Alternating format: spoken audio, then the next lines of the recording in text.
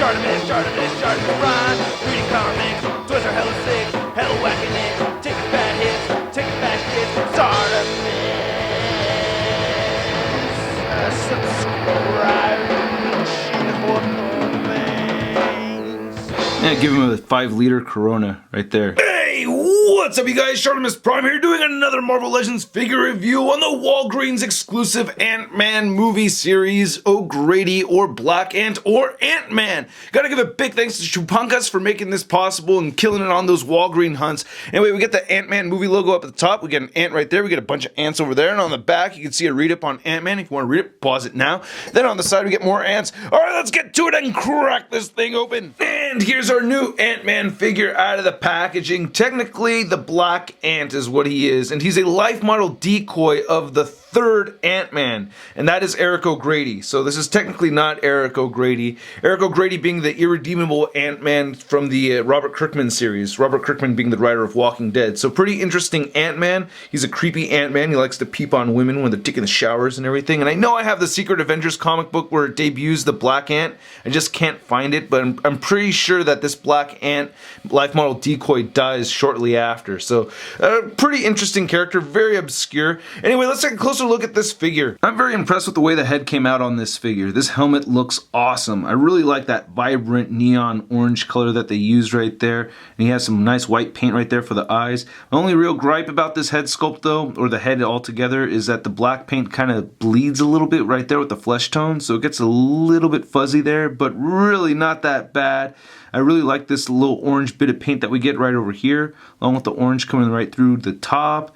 And then we get some more orange right there on these other spots. Nice sculpt on this helmet sculpt too. I really like how the antennae are on there pretty well, you know what I mean? It looks like they're not going to come off very easily as I push on these. Kind of being rough with it right now just to demonstrate that. Then coming around looking at the back of it, you know, that seam goes all the way through right there and it's painted with that nice bright orange. Really, really cool looking helmet sculpt. I wouldn't be surprised if we see this head sculpt re-emerge for a Scott Lang or a Hank Pym. Did notice that a couple of drops of orange paint landed on his neck right there, so I gotta take that off with an X-Acto knife. But looking at the red on the torso, it looks pretty solid. I don't see any black seeping through right there. It looks pretty good to me. Maybe a tiny bit right there, but I think it looks pretty good. The belt looks pretty nice on this guy too.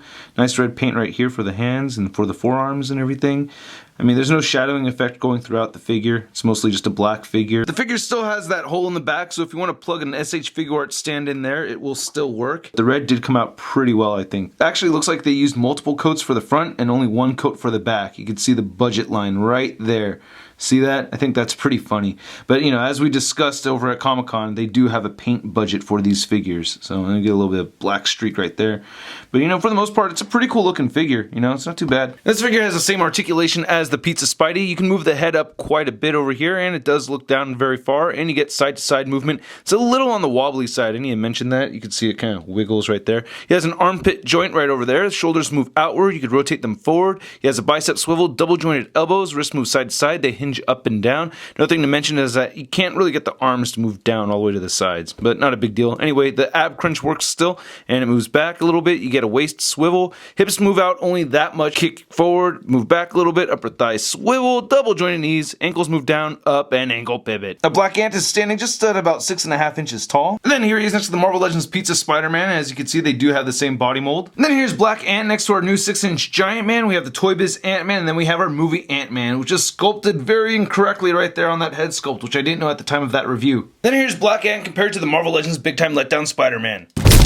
So even though this is a very obscure character and a very obscure figure, I think it's very cool. It actually reminds me of the Toy Biz days when we would get figures and characters like this, but I don't think it's a must get. Not everybody's gonna want it, but I think it's a very, very cool exclusive. Anyway, I hope you guys liked my review. If you did, please hit the like button, click any of these boxes over here for more Shart in your face. Check out the Patreon account. Also follow me on Facebook, Twitter, and Instagram, and go to Marvelous News for the latest in Marvel-related news. I'll catch you later. Peace!